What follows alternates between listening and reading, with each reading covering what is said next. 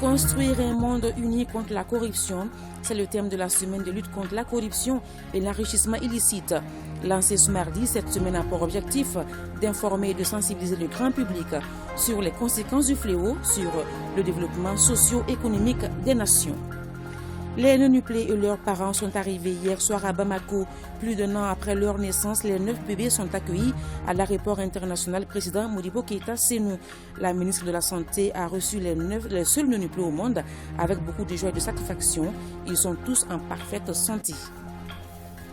2215 plaines et plusieurs jardins potagers inondés dans la région de Tombouctou. La cause, la crue du fleuve Niger. Pour apporter le soutien des plus hautes autorités aux populations touchées, le ministre délégué chargé de l'action humanitaire s'est rendu à Kabara et sur la plaine d'Amadia.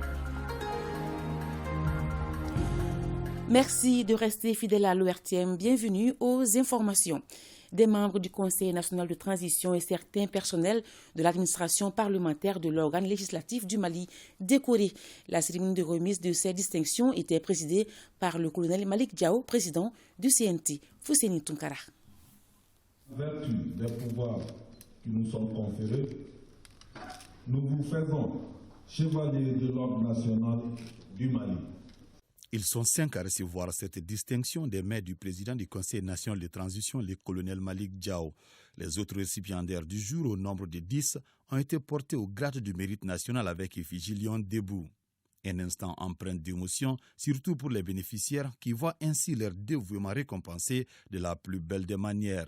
Ils se réjouissent de la confiance placée en eux et saluent le leadership du colonel Malik Diao. Au nom de l'ensemble des récipiendaires, je tiens à vous témoigner notre gratitude et exprimer nos remerciements à vous tous ici présents. Un merci particulier au président du Conseil national de transition, le colonel Malik Diao,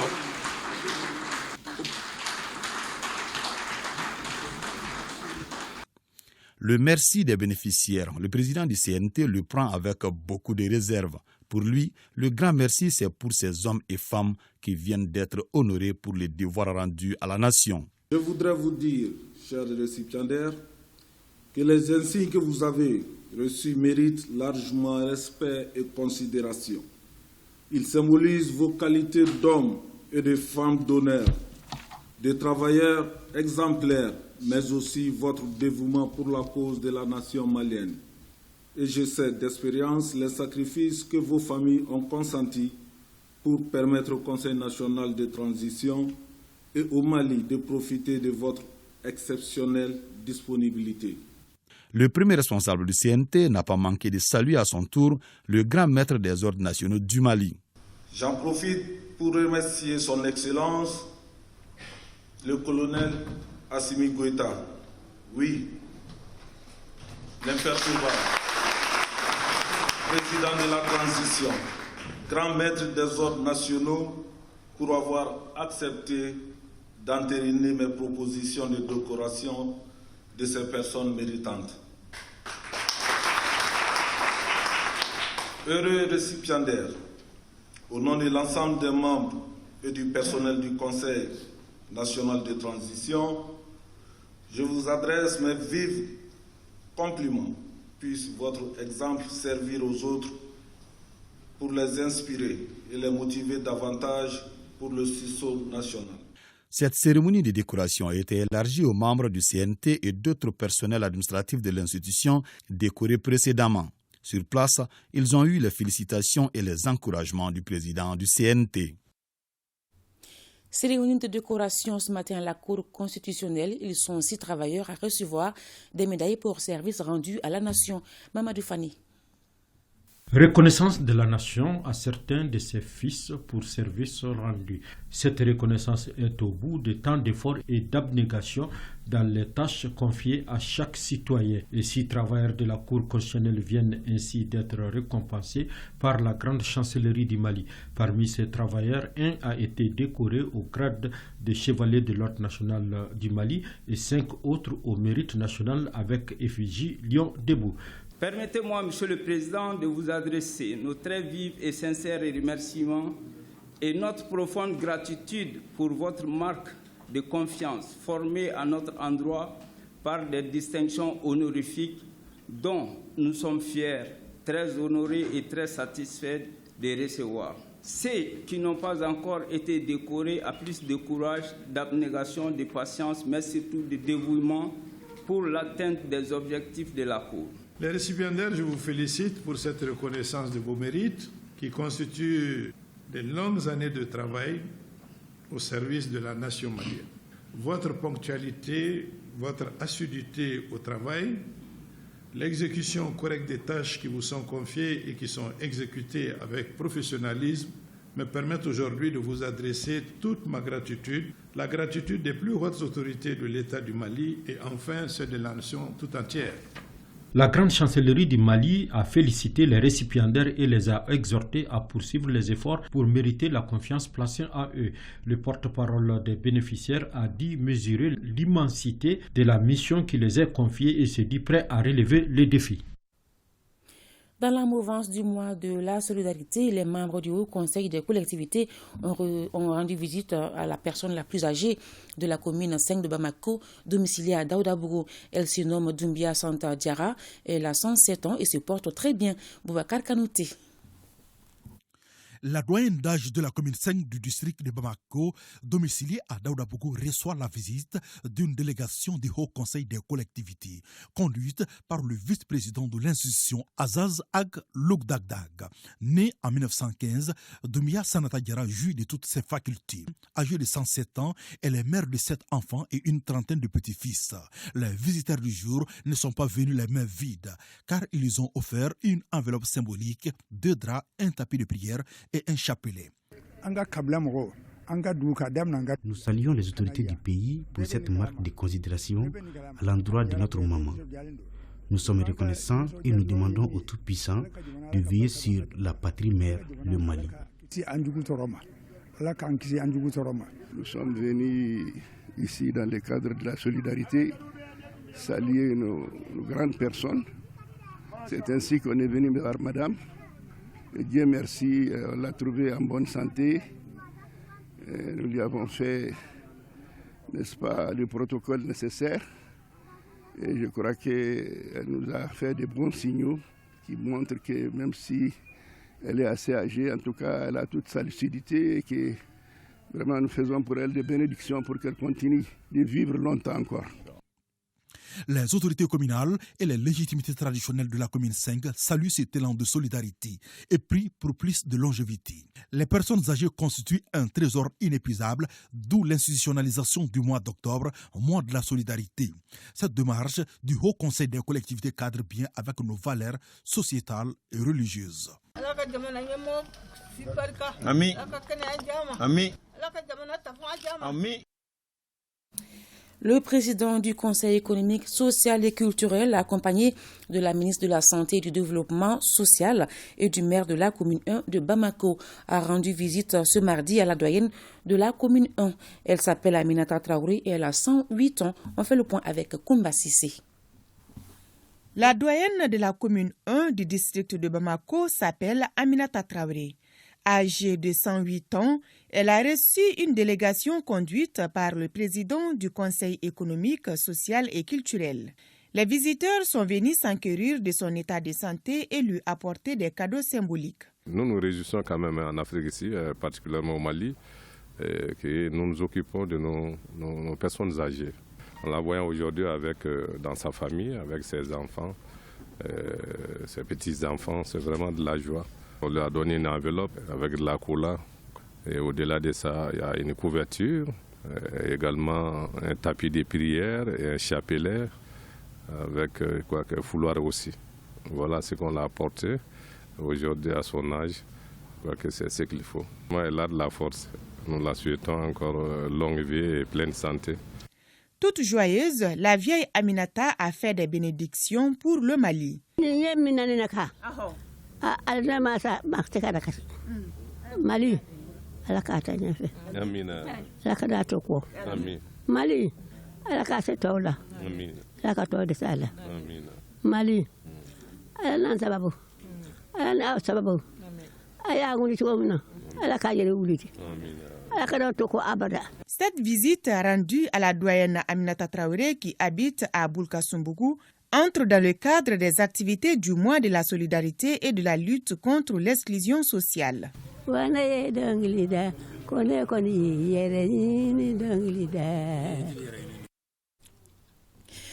La lutte contre la corruption et l'enrichissement illicite concerne à la fois chacun et tous.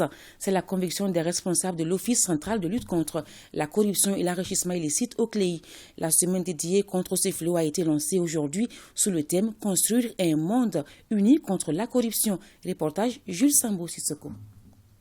La lutte contre la corruption et l'enrichissement illicite engage toutes les entités, gouvernements, institutions, administrations, entreprises et sociétés civiles. C'est fort conscient de cela que l'Office central de lutte contre la corruption et l'enrichissement illicite entend amplifier l'information et la sensibilisation du grand public sur ces fléaux qui compromettent le développement. Le thème évocateur de la semaine est « Construire un monde uni contre la corruption ».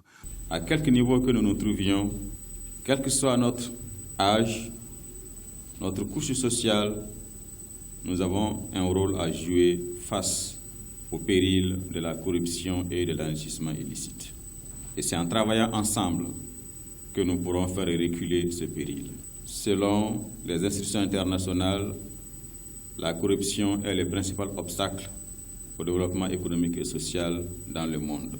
La lutte contre la corruption et l'enrichissement illicite fait partie des préoccupations majeures des autorités de la transition, car elle répond à une attente forte du peuple, a rappelé le ministre de la refondation de l'État chargé des relations avec les institutions. Je ne crois pas qu'un sujet puisse retenir l'attention, à part la lutte contre l'insécurité et le terrorisme, que la lutte contre la corruption et la bonne administration de la justice.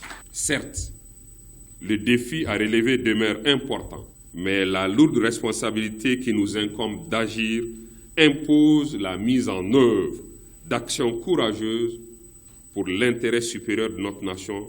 La semaine de l'OCLEI prévoit une série d'activités dans les universités de Bamako et à l'intérieur du pays, précisément à Kati, Koutiala et Kenyeba. Atelier d'appropriation du processus de préparation de l'examen périodique universel EPU au titre de l'année 2023. Une rencontre qui se veut un cadre d'échange pour l'élaboration d'un rapport national sur la protection des droits de l'homme au Mali et qui sera présenté au 4e cycle de l'examen périodique universel à Genève. Boubacar Bablé Touré pour plus de détails. Le Mali s'apprête à prendre part au 4e cycle de l'examen périodique universel qui se tiendra très prochainement à Genève. Une rencontre placée sous l'égide du Conseil des droits de l'homme des Nations Unies. Cette rencontre doit passer en revue les efforts consentis par les États membres de l'organisation dans le domaine des droits de l'homme. C'est en prélude à ce grand rendez-vous que le ministère de la Justice et des droits de l'homme a organisé cet atelier d'appropriation du processus de l'examen périodique universel au titre de 2023. La question des droits de l'homme, il y a lieu de la dédogmatiser. Ce n'est plus les questions de théorie, il s'agit de la pratique. Il s'agit de préserver et de défendre la dignité de l'homme et dans tous les domaines.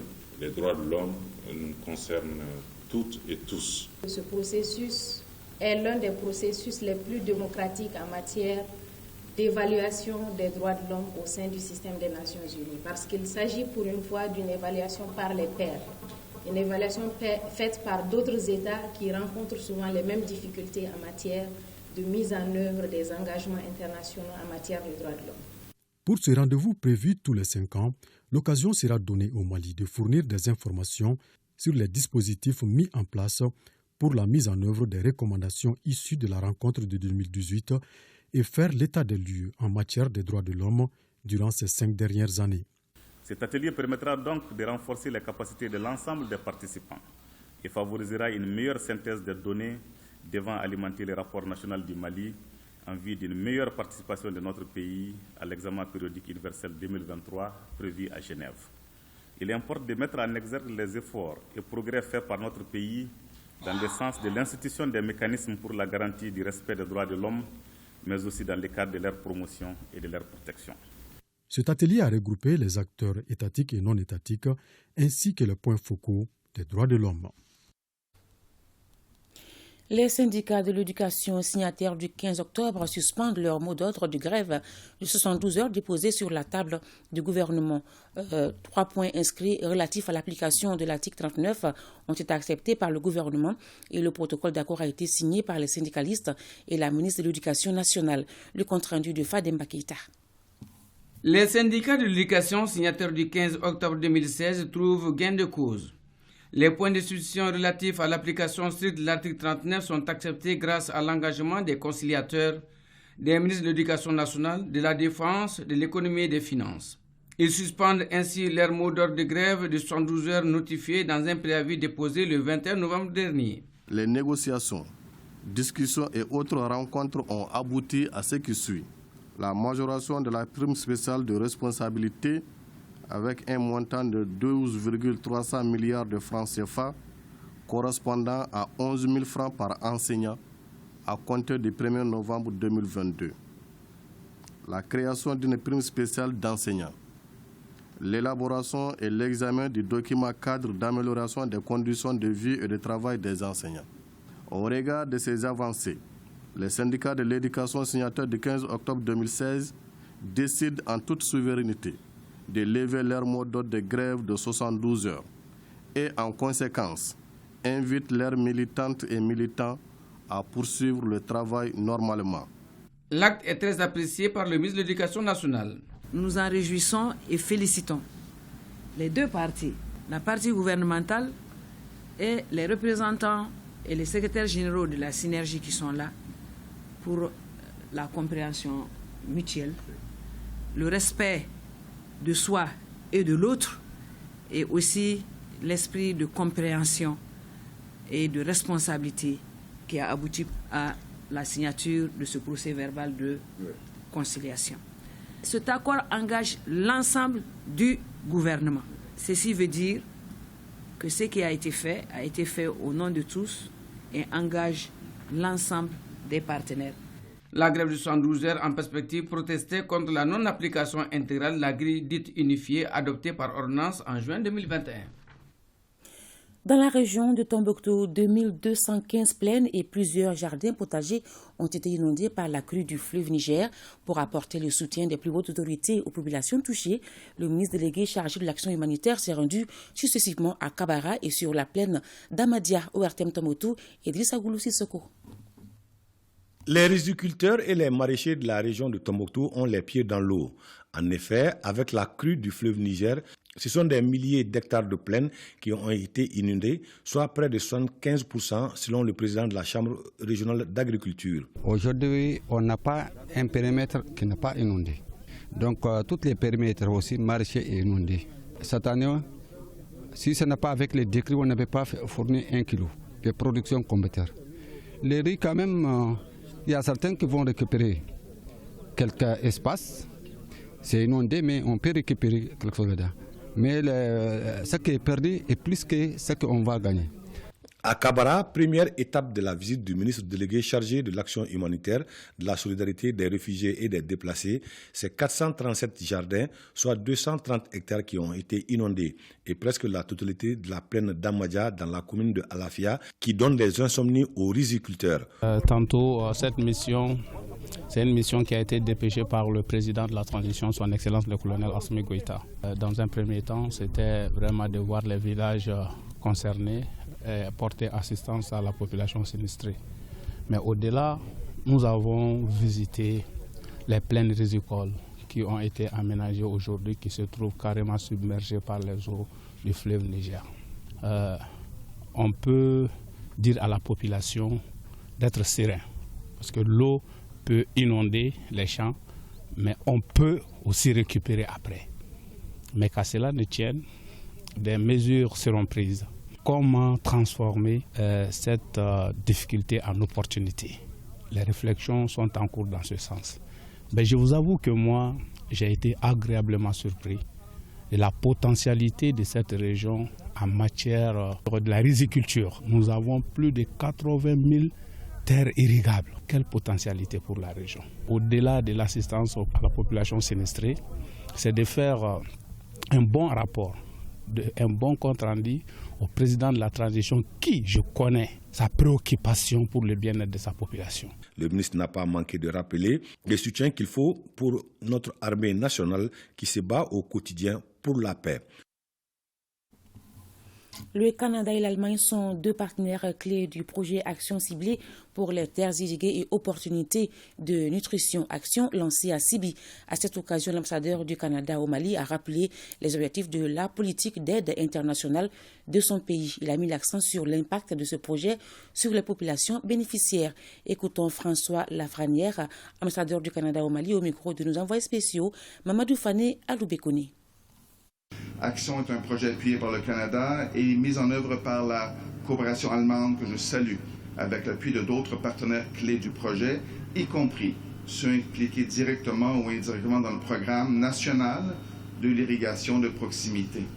Action vise à maximiser le potentiel des agriculteurs, notamment des femmes en agriculture, ainsi que des jeunes, comme facteur de réussite pour le développement durable au Mali.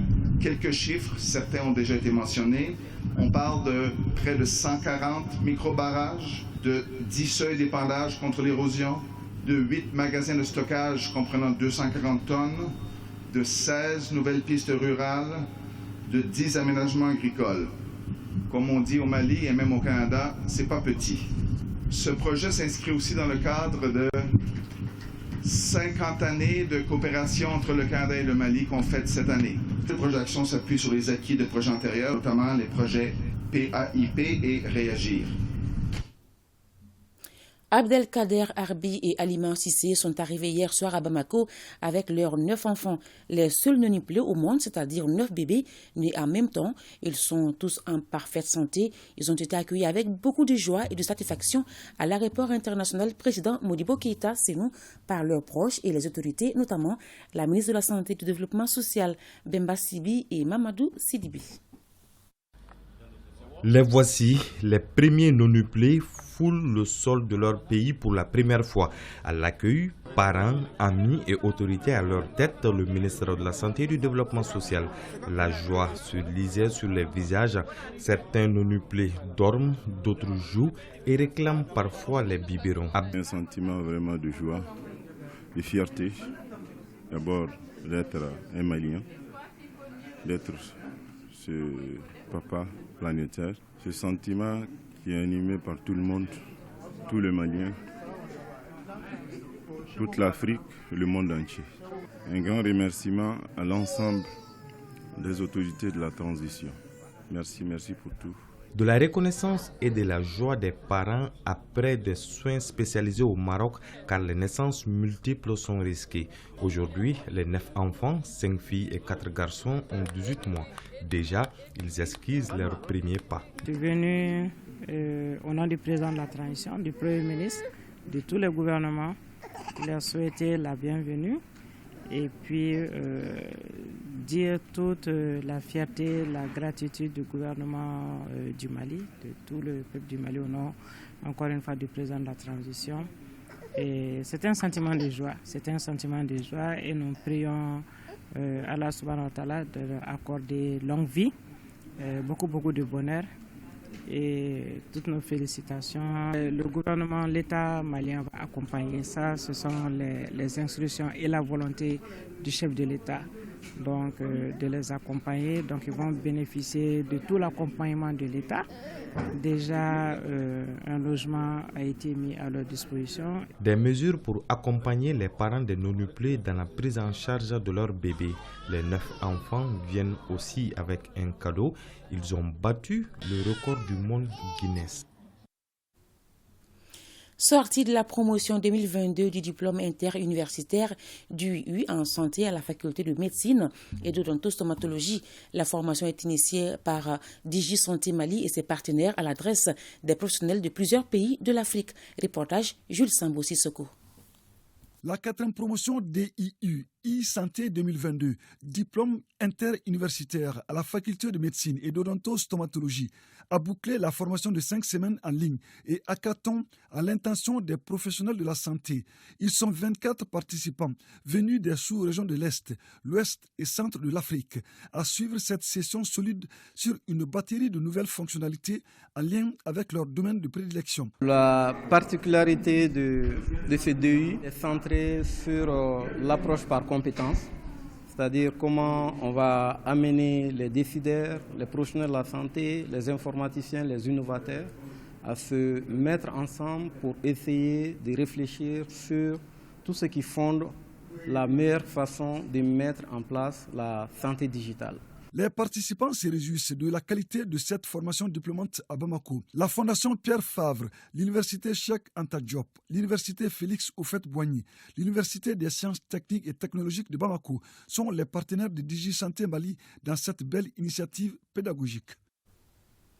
Point Covid. Ce 13 décembre 2022, les services de santé ont enregistré 0 cas positif sur 231 tests réalisés. Un patient guéri, 0 décès. Actuellement, 2 personnes sont sous traitement. Pour vous protéger et protéger les autres, suivez les mesures de prévention et faites-vous vacciner. Célébration du 30e anniversaire du club Lumière Sœurs Optimistes International Bamako. Le club œuvre pour l'autonomisation de la femme et la promotion de la scolarisation des filles. Pour célébrer les 30 ans de ces activités, le club Lumière a fait un don au Centre Lueur d'Espoir qui accueille les enfants atteints de trisomie 21. Il a aussi organisé une conférence débat. Le point avec Aliou Abdoulaye Touré. 3 décennies au service de l'action humanitaire. Depuis 1992, date de sa création, le Club Lumière de Bamako œuvre au quotidien à l'amélioration des conditions de vie des femmes et à la promotion de la scolarisation des jeunes filles. Cette rencontre, qui marque le 30e anniversaire de l'organisation, est placée sous le thème « La résilience des femmes dans les zones de conflit, le cas du Mali ». Opportunité pour la présidente du club de faire le point des actions réalisées pendant ces 30 ans. Dans le domaine de l'éducation, nous avons construit une école de 6 classes dans le village de Talo, dans l'arrondissement de Yangassou. Dans le domaine de l'autonomisation économique, le Club Lumière a installé des moulins multifonctions à Kati-Sanafra, à Difemou, à Kayo, Koulikoro, pour la transformation du beurre de karité. Dans le domaine de la santé, nous avons équipé les centres de santé de Difemou, de Talo, mené un projet de développement socio-sanitaire dans le village de Difemou. Dans le domaine de l'environnement, le Club Lumière a aménagé un espace vert à l'hôpital Gabriel Touré, planté des arbres au Badjalan, à l'école de Nyarela et à l'école du village de Dougouba, région de Ségou. Ces efforts consentis et sans relâche du Club Lumière pour le bien-être des populations a été rendu possible grâce à son projet dénommé Cartable Sœurs Optimistes. Ces actions ont contribué à lutter efficacement contre la pauvreté et à assurer une certaine autonomisation des femmes à travers des activités génératrices de revenus. Les chiffres sont éloquents. La présidente l'a évoqué tantôt.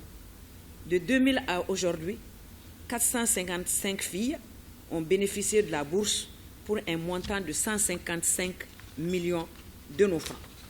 Environ, c'est 60% des filles que vous avez encadrées qui ont obtenu leur diplôme dans les différents domaines variés. C'est le lieu de remercier le Club Lumière pour ses actions salutaires. Pour magnifier les 3 décennies de vie du club, un dîner gala a récompensé les mérites des acteurs humanitaires avec la remise des attestations de reconnaissance.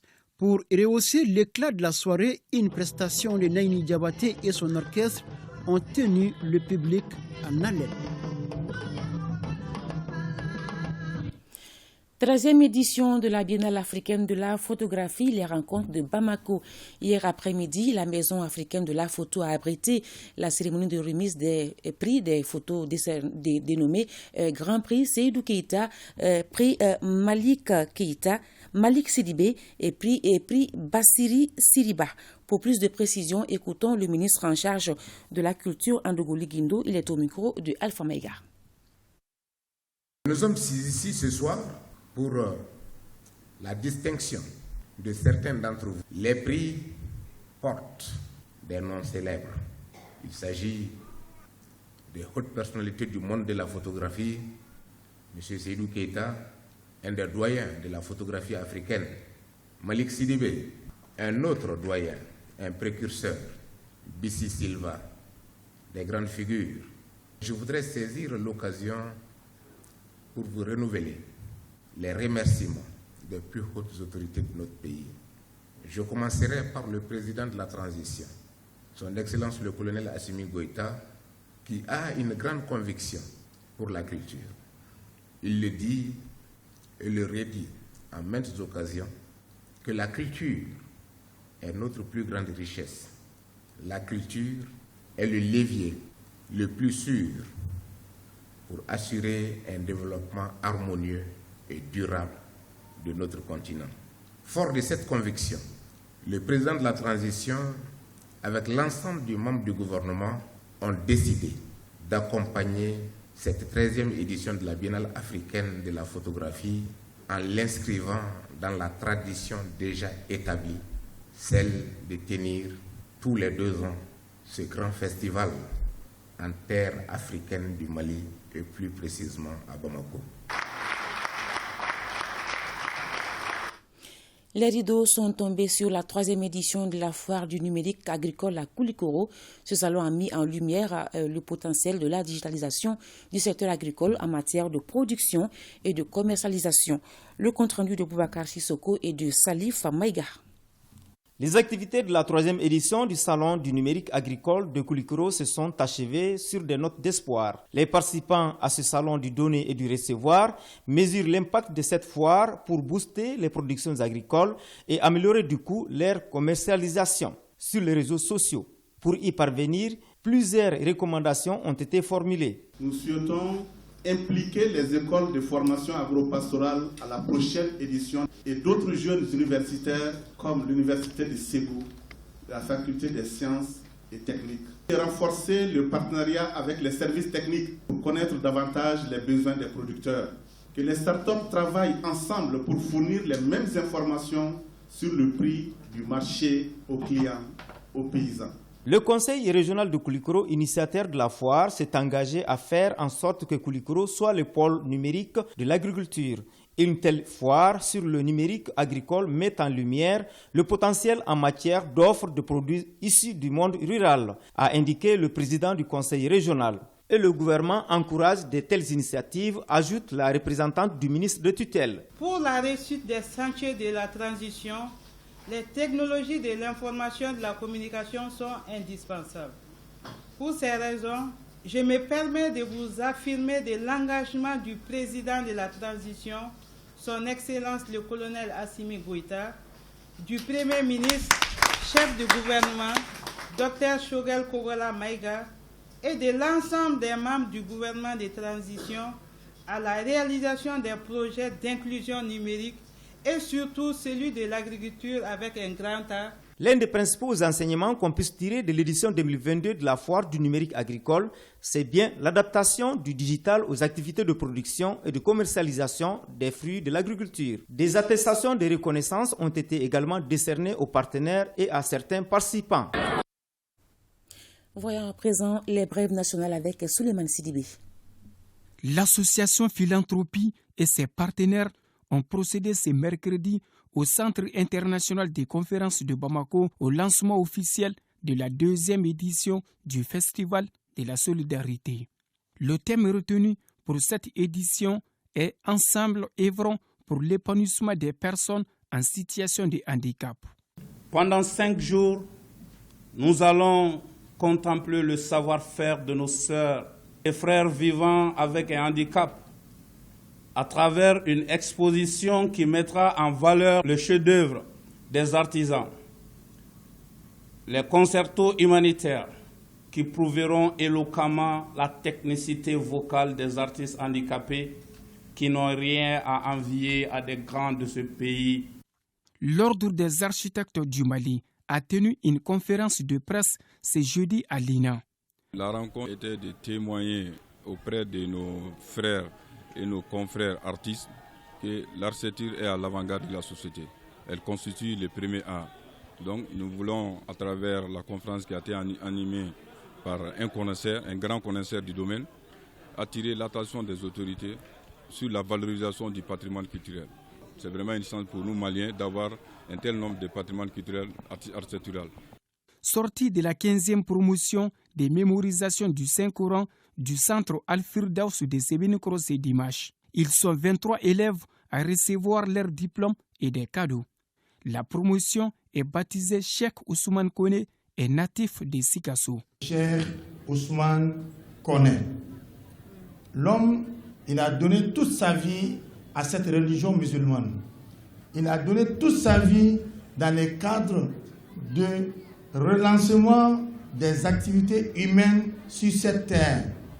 Pour reconnaissance, Dr Ousmane Traoré a voulu donner le nom de cette promotion à ce grand homme. L'association Médidiankafo de Bakounou dans la région de Nara appuie les efforts des autorités de la transition dans le domaine de la santé et de l'éducation. Elle vient d'inaugurer un second cycle et une unité de dermatologie et de soins dentaires à Bolé. L'événement est parrainé par le ministre de la Défense et des anciens combattants. Le président de l'association Médicafo et ses membres rassurent que ces actions seront élargies à d'autres aspects de développement dans la localité de Bakounou. Ce geste est un réconfort moral pour nous, ressortissants des Balais et environs, qui sont établis à l'extérieur du pays. Et il est bien de préciser que ces infrastructures sont pour tout le monde sans distinction. Notre seul objectif est de contribuer au développement de nos localités respectives à travers des appuis. Je salue tous les membres de l'association Médiacafo pour leur devoir de citoyenneté. Lancement à Bougouni de l'atelier de sensibilisation, d'information et de formation sur les risques liés à la mauvaise gestion des déchets biomédicaux issus des activités de soins de santé. La formation concerne les acteurs des communes, des projets de développement des ressources de l'État pour l'amélioration des services de Bougouni, Jafar Aïdara et Djibril Barayoukou.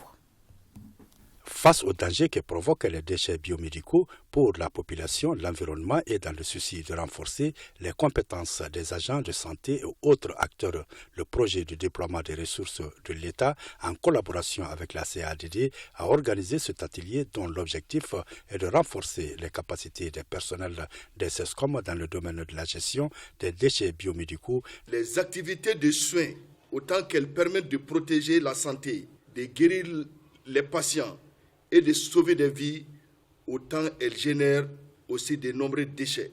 Il n'est pas inutile de rappeler qu'en de pareilles circonstances que le Mali a adopté depuis le 15 décembre 1990 la déclaration de la politique sectorielle de santé qui a constitué une étape importante dans le développement du système sanitaire de notre pays, devenu aujourd'hui un exemple pour bien des pays de la sous-région.